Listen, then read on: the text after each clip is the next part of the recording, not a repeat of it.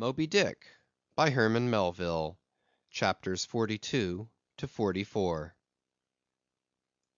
Chapter 42. The Whiteness of the Whale. What the white whale was to Ahab has been hinted; what at times he was to me, as yet remains unsaid. Aside from those more obvious considerations touching Moby Dick, which could not but occasionally awaken in any man's soul some alarm, there was another thought, or rather vague, nameless horror concerning him, which at times by its intensity completely overpowered all the rest; and yet so mystical and well nigh ineffable was it, that I almost despair of putting it in a comprehensible form. It was the whiteness of the whale that above all things appalled me. But how can I hope to explain myself here? And yet in some dim random way explain myself I must, else all these chapters might be naught.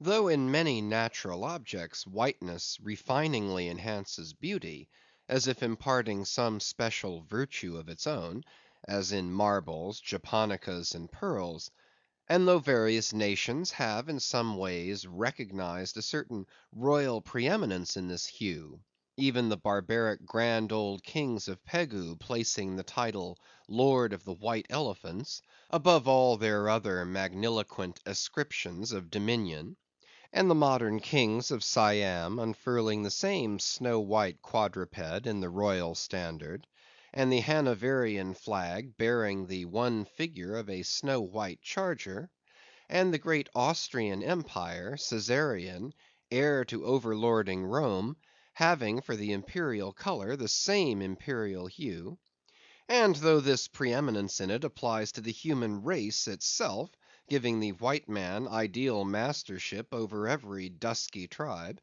and though, besides all this, whiteness has been even made significant of gladness, for among the Romans a white stone marked a joyful day; and though in other mortal sympathies and symbolizings this same hue is made the emblem of many touching, noble things, the innocence of brides, the benignity of age; though among the red men of America the giving of the white belt of wampum was the deepest pledge of honor; though in many climes whiteness typifies the majesty of justice in the ermine of the judge, and contributes to the daily state of kings and queens drawn by milk-white steeds; though even in the higher mysteries of the most august religions it has been made the symbol of the divine spotlessness and power, by the Persian fire worshippers, the white forked flame being held the holiest on the altar, and in the Greek mythologies great Jove himself being made incarnate in a snow-white bull; and though to the noble Iroquois the midwinter sacrifice of the sacred white dog was by far the holiest festival of their theology, that spotless, faithful creature being held the purest envoy they could send to the Great Spirit with the annual tidings of their own fidelity; and though directly from the Latin word for white all Christian priests derived the name of one part of their sacred vesture, the alb or tunic worn beneath the cassock; and though among the holy pomps of the Romish faith white is specially employed in the celebration of the passion of our Lord; though in the vision of St. John white robes are given to the redeemed, and the 24 elders stand clothed in white before the great white throne, and the Holy One that sitteth there white like wool; yet for all these accumulated associations with whatever is sweet, and honorable, and sublime, there yet lurks an elusive something in the innermost idea of this hue, which strikes more of panic to the soul than that redness which affrights in blood. This elusive quality it is which causes the thought of whiteness, when divorced from more kindly associations, and coupled with any object terrible in itself, to heighten that terror to the furthest bounds. Witness the white bear of the poles, and the white shark of the tropics. What but their smooth flaky whiteness makes them the transcendent horrors they are? That ghastly whiteness it is which imparts such an abhorrent mildness, even more loathsome than terrific, to the dumb gloating of their aspect; so that not the fierce‐fanged tiger in his heraldic coat can so stagger courage as the white‐shrouded bear or shark. With reference to the polar bear, it may possibly be urged by him who would fain go still deeper into this matter, that it is not the whiteness, separately regarded, which heightens the intolerable hideousness of that brute; for, analyzed, that heightened hideousness, it might be said, only rises from the circumstance that the irresponsible ferociousness of the creature stands invested in the fleece of celestial innocence and love; and hence, by bringing together two such opposite emotions in our minds, the polar bear frightens us with so unnatural a contrast. But even assuming all this to be true, yet, were it not for the whiteness, you would not have that intensified terror. As for the white shark, the white gliding ghostliness of repose in that creature, when beheld in his ordinary moods, strangely tallies with the same quality in the polar quadruped. This peculiarity is most vividly hit by the French in the name they bestow upon that fish. The Romish mass for the dead begins with requiem aeternam, eternal rest; whence requiem denominating the mass itself, and any other funeral music. Now, in allusion to the white silent stillness of death in this shark, and the mild deadliness of his habits, the French call him requin. Bethink thee of the albatross; whence come those clouds of spiritual wonderment and pale dread, in which that white phantom sails in all imaginations? Not Coleridge first threw that spell, but God's great unflattering laureate, Nature. I remember the first albatross I ever saw. It was during a prolonged gale, in waters hard upon the Antarctic seas. From my forenoon watch below, I ascended to the overclouded deck, and there, dashed upon the main hatches, I saw a regal feathery thing of unspotted whiteness, and with a hooked Roman bill sublime. At intervals it arched forth its vast archangel wings, as if to embrace some holy ark. Wondrous flutterings and throbbings shook it. Though bodily unharmed, it uttered cries as some king's ghost in supernatural distress. Through its inexpressible strange eyes, methought I peeped to secrets which took hold of God. As Abraham before the angels, I bowed myself; the white thing was so white, its wings so wide; and in those forever exiled waters, I had lost the miserable warping memories of traditions and of towns. Long I gazed at that prodigy of plumage. I cannot tell, can only hint the things that darted through me then. But at last I awoke, and turning, asked a sailor what bird was this. A goney, he replied. Goney? Never had heard that name before. Is it conceivable that this glorious thing is utterly unknown to men ashore? Never. But some time after, I learned that goney was some seaman's name for albatross; so that by no possibility could Coleridge's wild rhyme have had aught to do with those mystical impressions which were mine, when I saw that bird upon our deck.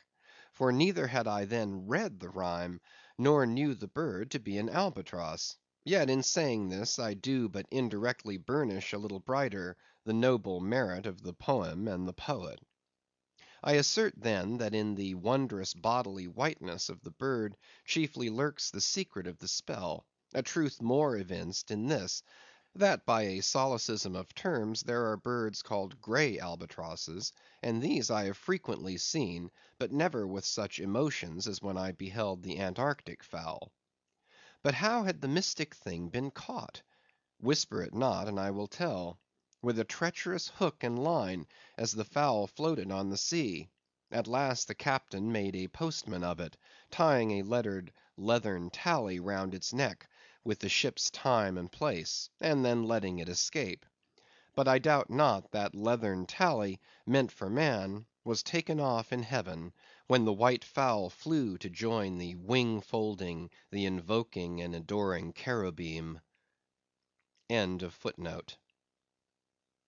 Most famous in our Western annals and Indian traditions is that of the white steed of the prairies, a magnificent milk white charger, large eyed, small headed, bluff chested, and with the dignity of 1,000 monarchs in his lofty, overscorning carriage.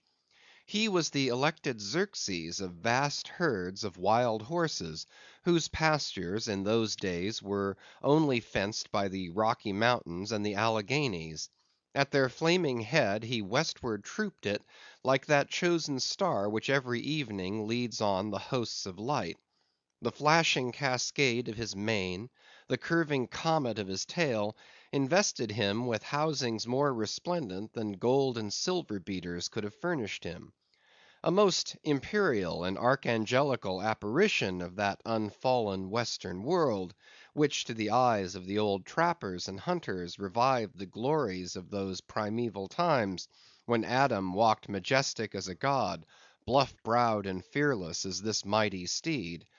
Whether marching amid his aides and marshals in the van of countless cohorts that endlessly streamed it over the plains, like an Ohio; or whether with his circumambient subjects browsing all around at the horizon, the white steed gallopingly reviewed them with warm nostrils reddening through his cool milkiness; in whatever aspect he presented himself, always to the bravest Indians he was the object of trembling reverence and awe. Nor can it be questioned from what stands on legendary record of this noble horse, that it was his spiritual whiteness chiefly which so clothed him with divineness, and that this divineness had that in it which, though commanding worship, at the same time enforced a certain nameless terror. But there are other instances where this whiteness loses all that accessory and strange glory which invests it in the white steed and albatross. What is it that in the albino man so peculiarly repels and often shocks the eye, as that sometimes he is loathed by his own kith and kin? It is that whiteness which invests him, a thing expressed by the name he bears. The albino is as well made as other men, has no substantive deformity, and yet this mere aspect of all-pervading whiteness makes him more strangely hideous than the ugliest abortion. Why should this be so? Nor in quite other aspects does nature in her least palpable but not the less malicious agencies fail to enlist among her forces this crowning attribute of the terrible. From its snowy aspect, the gauntleted ghost of the southern seas has been denominated the White Squall; nor in some historic instances has the art of human malice omitted so potent an auxiliary. How wildly it heightens the effect of that passage in Froissart, when, masked in the snowy symbol of their faction, the desperate White Hoods of Ghent murder their bailiff in the market place. Nor in some things does the common hereditary experience of all mankind fail to bear witness to the supernaturalism of this hue. It cannot well be doubted that the one visible quality in the aspect of the dead which most appals the gazer, is the marble pallor lingering there; as if indeed that pallor were as much like the badge of consternation in the other world, as of mortal trepidation here. And from that pallor of the dead, we borrow the expressive hue of the shroud in which we wrap them. Nor even in our superstitions do we fail to throw the same snowy mantle round our phantoms, all ghosts rising in a milk white fog. Yea, while these terrors seize us, let us add, that even the king of terrors, when personified by the evangelist, rides on his pallid horse. Therefore, in his other moods, symbolize whatever grand or gracious thing he will by whiteness, no man can deny that in its profoundest idealized significance it calls up a peculiar apparition to the soul. But though without dissent this point be fixed, how is mortal man to account for it? To analyze it would seem impossible. Can we then by the citation of some of those instances, wherein this thing of whiteness, though for the time either wholly or in great part stripped of all direct associations calculated to impart to it aught fearful, but nevertheless is found to exert over us the same sorcery, however modified; can we thus hope to light upon some chance clue to conduct us to the hidden cause we seek? Let us try. But in a matter like this, subtlety appeals to subtlety; and without imagination no man can follow another into these halls. And though doubtless some at least of the imaginative impressions about to be presented may have been shared by most men, yet few perhaps were entirely conscious of them at the time, and therefore may not be able to recall them now. Why, to the man of untutored ideality, who happens to be but loosely acquainted with the peculiar character of the day, does the bare mention of Whitsuntide marshal in the fancy such long, dreary, speechless processions of slow‐pacing pilgrims, downcast and hooded with new‐fallen snow? Or to the unread, unsophisticated Protestant of middle American states, why does the passing mention of a white friar or a white nun evoke such an eyeless statue in the soul?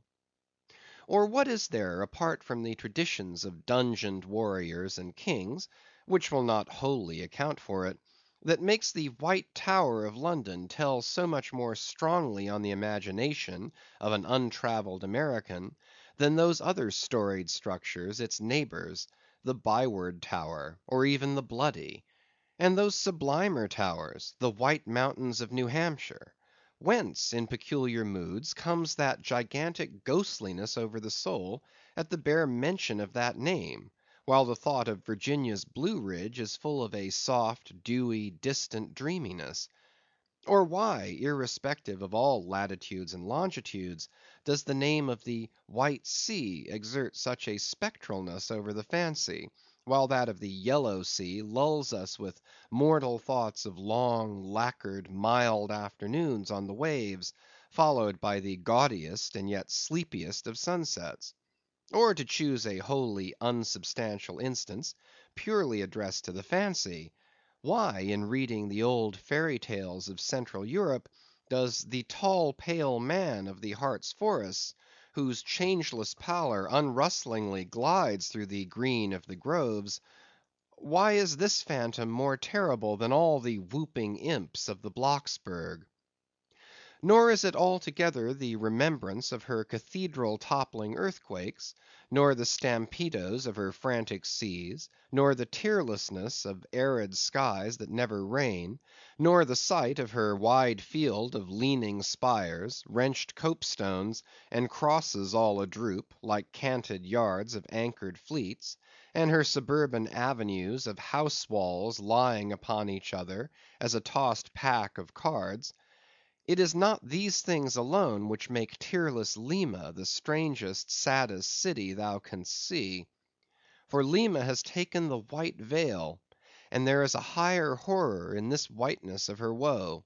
Old as Pizarro, this whiteness keeps her ruins for ever new; admits not the cheerful greenness of complete decay; spreads over her broken ramparts the rigid pallor of an apoplexy that fixes its own distortions. I know that to the common apprehension, this phenomenon of whiteness is not confessed to be the prime agent in exaggerating the terror of objects otherwise terrible. Nor to the unimaginative mind is there aught of terror in those appearances whose awfulness to another mind almost solely consists in this one phenomenon, especially when exhibited under any form at all approaching to muteness or universality. What I mean by these two statements may perhaps be respectively elucidated by the following examples. First, the mariner, when drawing nigh the coasts of foreign lands, if by night he hear the roar of breakers, starts to vigilance, and feels just enough of trepidation to sharpen all his faculties. But under precisely similar circumstances, let him be called from his hammock to view his ship sailing through a midnight sea of milky whiteness, as if from encircling headlands shoals of combed white bears were swimming round him, then he feels a silent superstitious dread. The shrouded phantom of the whitened waters is horrible to him as a real ghost. In vain the lead assures him he is still off soundings. Heart and helm they both go down. He never rests till blue water is under him again. Yet where is the mariner who will tell thee, Sir, it was not so much the fear of striking hidden rocks as the fear of that hideous whiteness that so stirred me? Second, to the native Indian of Peru, the continual sight of the snow howdahed Andes conveys naught of dread, except perhaps in the mere fancying of the eternal frosted desolateness reigning at such vast altitudes, and the natural conceit of what a fearfulness it would be to lose oneself in such inhuman solitudes. Much the same is it with the backwoodsman of the West, who with comparative indifference views an unbounded prairie sheeted with driven snow, no shadow of tree or twig to break the fixed trance of whiteness. Not so the sailor, beholding the scenery of the Antarctic seas, where at times by some infernal trick of legerdemain in the powers of frost and air, he, shivering and half shipwrecked, instead of rainbows speaking hope and solace to his misery, views what seems a boundless churchyard grinning upon him, with its lean ice monuments and splintered crosses. But, thou sayest, methinks that white lead chapter about whiteness is but a white flag hung out from a craven soul. Thou surrenderest to a hypo, Ishmael. Tell me why this strong young colt, foaled in some peaceful valley of Vermont, far removed from all beasts of prey, why is it that upon the sunniest day, if you but shake a fresh buffalo robe behind him, so that he cannot even see it, but only smells its wild animal muskiness, why will he start, snort, and with bursting eyes paw the ground, in frenzies of affright? There is no remembrance in him of any gorings of wild creatures in his green northern home; so that the strange muskiness he smells cannot recall to him anything associated with the experience of former perils. For what knows he, this New England colt, of the black bisons of distant Oregon? No; but here thou beholdest, even in a dumb brute, the instinct of the knowledge of the demonism in the world. Though thousands of miles from Oregon, still when he smells that savage musk, the rending, goring bison herds are as present as to the deserted wild foal of the prairies, which in this instant they may be trampling into dust. Thus, then, the muffled rollings of a milky sea, the bleak rustlings of the festooned frosts of mountains, the desolate shiftings of the windrowed snows of prairies, all these to Ishmael are as the shaking of that buffalo robe to the frightened colt. Though neither knows where lie the nameless things of which the mystic sign gives forth such hints, yet with me, as with the colt, somewhere those things must exist, though in many of its aspects this visible world seems formed in love, the invisible spheres were formed in fright. But not yet have we solved the incantation of this whiteness, and learned why it appeals with such power to the soul, and more strange and far more portentous; why, as we have seen, it is at once the most meaning symbol of spiritual things, nay, the very veil of the Christian deity, and yet should be, as it is, the intensifying agent in things most appalling to mankind. Is it that by its indefiniteness it shadows forth the heartless voids and immensities of the universe, and thus stabs us from behind with the thought of annihilation, when beholding the white depths of the Milky Way? Or is it, that as in essence whiteness is not so much a color as the visible absence of color, and at the same time the concrete of all colors? Is it for these reasons that there is such a dumb blankness, full of meaning, in a wide landscape of snows; a colorless all color of atheism from which we shrink? And when we consider that other theory of the natural philosophers, that all other earthly hues, every stately or lovely emblazoning, the sweet tinges of sunset skies and woods, yea, the gilded velvets of butterflies, and the butterfly cheeks of young girls, all these are but subtle deceits, not actually inherent in substances, but only laid on from without, so that all deified nature absolutely paints like a harlot, whose allurements cover nothing but the charnel house within. And when we proceed further, and consider that the mystical cosmetic, which produces every one of her hues, the great principle of light, forever remains white or colorless in itself, and if operating without medium upon matter, would touch all objects, even tulips and roses, with its own blank tinge. Pondering all this, the palsied universe lies before us a leper; and like wilful travellers in Lapland, who refuse to wear colored and coloring glasses upon their eyes, so the wretched infidel gazes himself blind at the monumental white shroud that wraps all the prospect around him. And of all these things, the albino whale was the symbol. Wonder ye then at the fiery hunt?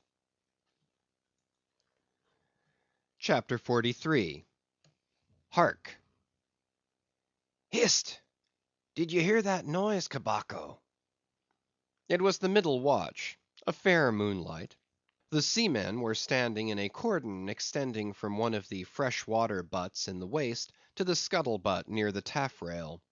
In this manner they passed the buckets to fill the scuttle butt.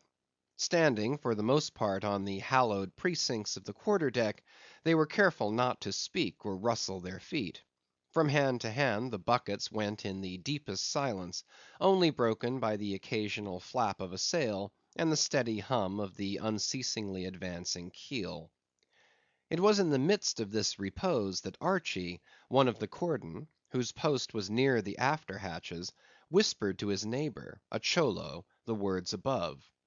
Hist! Did you hear that noise, Cabaco?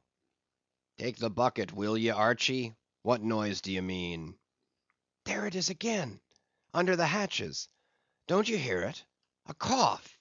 It sounded like a cough.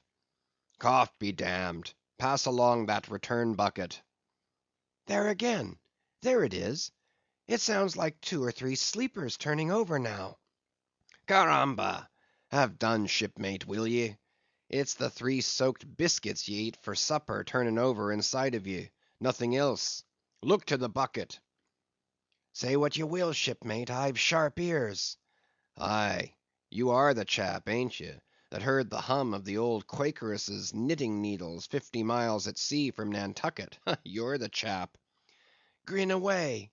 We'll see what turns up. Hark ye, Cabaco! There is somebody down in the after hold that has not yet been seen on deck, and I suspect our old Mogul knows something of it too. I heard Stubb tell Flask one morning watch that there was something of that sort in the wind. Tish, the bucket.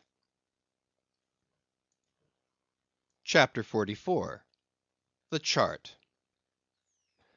Had you followed Captain Ahab down into his cabin after the squall that took place on the night succeeding that wild ratification of his purpose with his crew, you would have seen him go to a locker in the transom, and bringing out a large wrinkled roll of yellowish sea charts, spread them before him on his screwed down table. Then seating himself before it, you would have seen him intently study the various lines and shadings which there met his eye, and with slow but steady pencil trace additional courses over spaces that before were blank. At intervals he would refer to piles of old log books beside him, wherein were set down the seasons and places in which, on various former voyages of various ships, sperm whales had been captured or seen. While thus employed, the heavy pewter lamp suspended in chains over his head continually rocked with the motion of the ship, and forever threw shifting gleams and shadows of lines upon his wrinkled brow, till it almost seemed that while he himself was marking out lines and courses on the wrinkled charts, some invisible pencil was also tracing lines and courses upon the deeply marked chart of his forehead. But it was not this night in particular that, in the solitude of his cabin, Ahab thus pondered over his charts. Almost every night they were brought out. Almost every night some pencil marks were effaced, and others were substituted. For with the charts of all four oceans before him, Ahab was threading a maze of currents and eddies, with a view to the more certain accomplishment of that monomaniac thought of his soul. Now to any one not fully acquainted with the ways of the Leviathans, it might seem an absurdly hopeless task thus to seek out one solitary creature in the unhooped oceans of this planet. But not so did it seem to Ahab, who knew the sets of all tides and currents, and thereby calculating the driftings of the sperm whale's food, and also calling to mind the regular ascertained seasons for hunting him in particular latitudes, could arrive at reasonable surmises, almost approaching to certainties, concerning the timeliest day to be upon this or that ground in search of his prey. So assured, indeed, is the fact concerning the periodicalness of the sperm whale's resorting to given waters, that many hunters believe that could he be closely observed and studied throughout the world, were the logs for one voyage of the entire whale fleet carefully collated, then the migrations of the sperm whale would be found to correspond in invariability to those of the herring shoals or the flights of swallows. On this hint, attempts have been made to construct elaborate migratory charts of the sperm whale. Footnote: Since the above was written, the statement is happily borne out by an official circular, issued by Lieutenant Maury, of the National Observatory, Washington, April 16th, 1851. By that circular, it appears that precisely such a chart is in course of completion, and portions of it are presented in the circular. "This chart divides the ocean into districts of 5 degrees of latitude by 5 degrees of longitude, perpendicularly through each of which districts are 12 columns for the 12 months, and horizontally through each of which districts are 3 lines, one to show the number of days that have been spent in each month in every district, and the 2 others to show the number of days in which whales, sperm or right, have been seen." End of footnote. Besides, when making a passage from one feeding ground to another, the sperm whales, guided by some infallible instinct, say rather secret intelligence from the Deity, mostly swim in veins as they are called, continuing their way along a given ocean line with such undeviating exactitude, that no ship ever sailed her course by any chart with one tithe of such marvellous precision. Though in these cases the direction taken by any one whale be as straight as a surveyor's parallel, and though the line of advance be strictly confined to its own unavoidable straight wake, yet the arbitrary vein in which at these times he is said to swim generally embraces some few miles in width, more or less as the vein is presumed to expand or contract, but never exceeds the visual sweep from the whale ship's mast heads, when circumspectly gliding along this magic zone. The sum is, that at particular seasons within that breadth and along that path, migrating whales may with great confidence be looked for. And hence not only at substantiated times, upon well-known separate feeding grounds, could Ahab hope to encounter his prey, but in crossing the widest expanses of water between those grounds, he could, by his art, so place and time himself on his way, as even then not to be wholly without prospect of a meeting. There was a circumstance which at first sight seemed to entangle his delirious but still methodical scheme.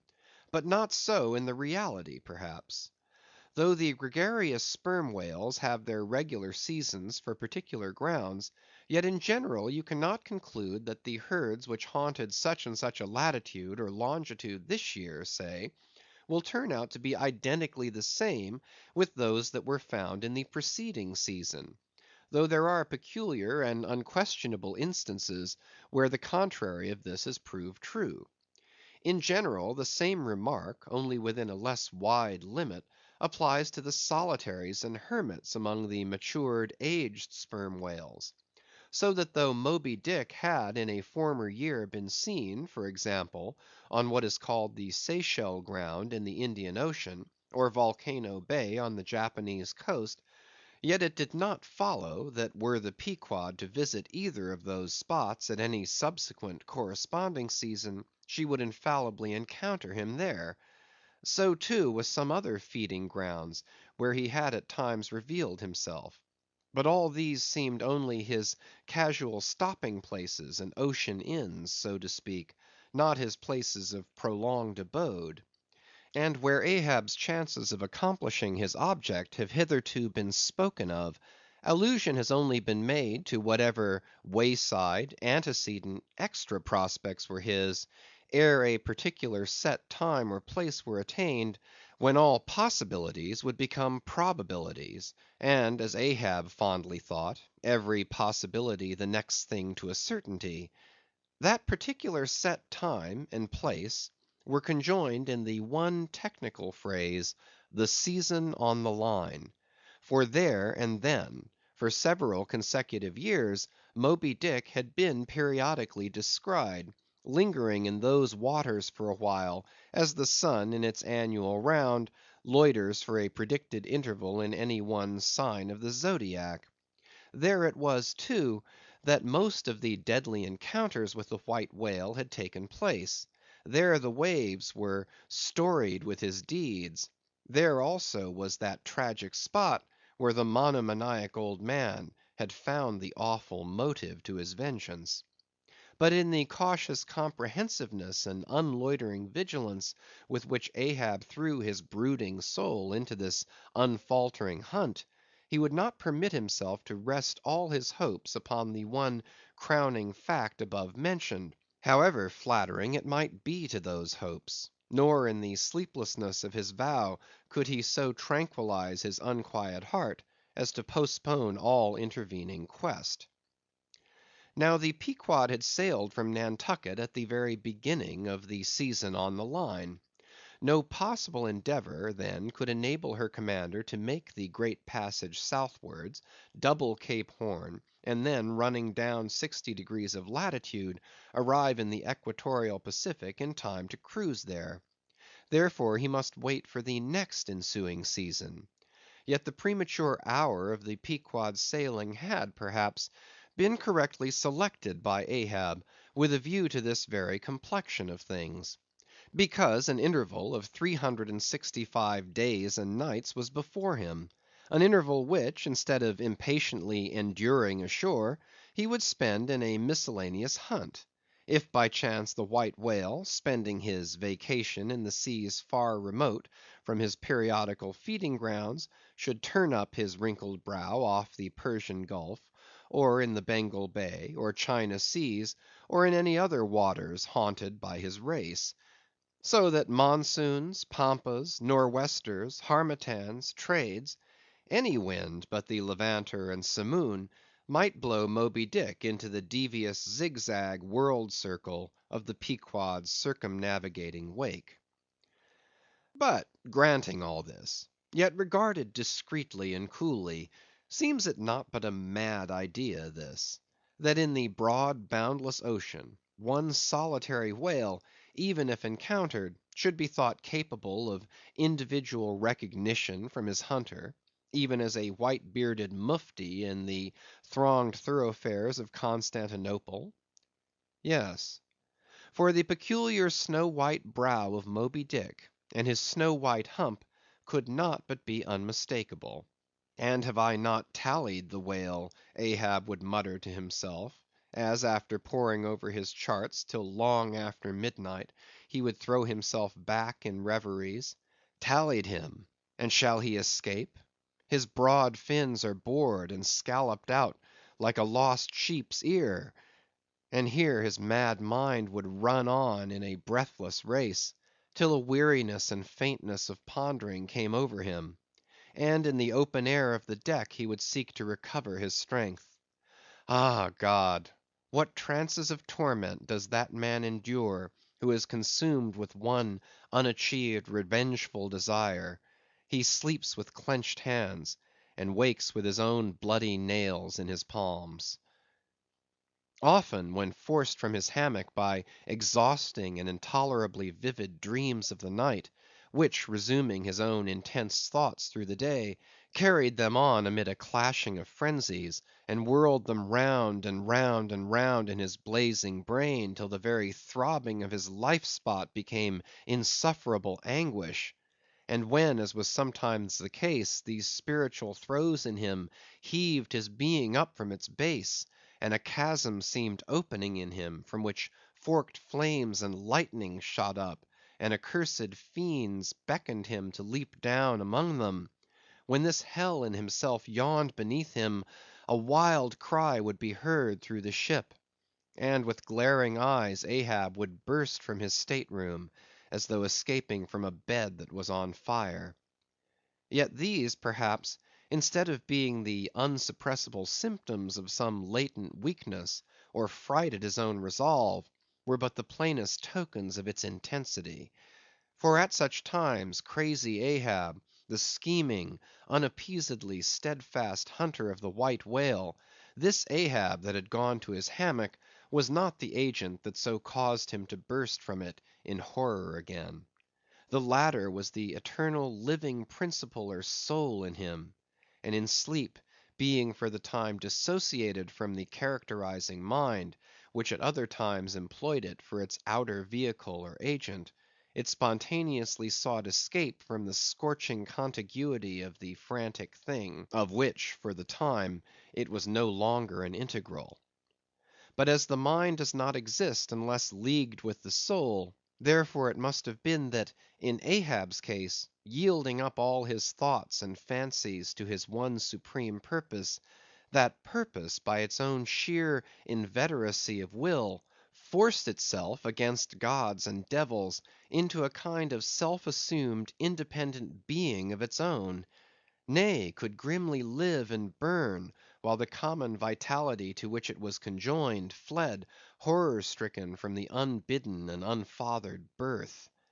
Therefore, the tormented spirit that glared out of bodily eyes, when what seemed Ahab rushed from his room, was for the time but a vacated thing; a formless, somnambulistic being; a ray of living light, to be sure, but without an object to color, and therefore a blankness in itself. God help thee, old man! Thy thoughts have created a creature in thee; and he whose intense thinking thus makes him a Prometheus, a vulture feeds upon that heart for ever; that vulture, the very creature he creates. End of chapters 42 to 44.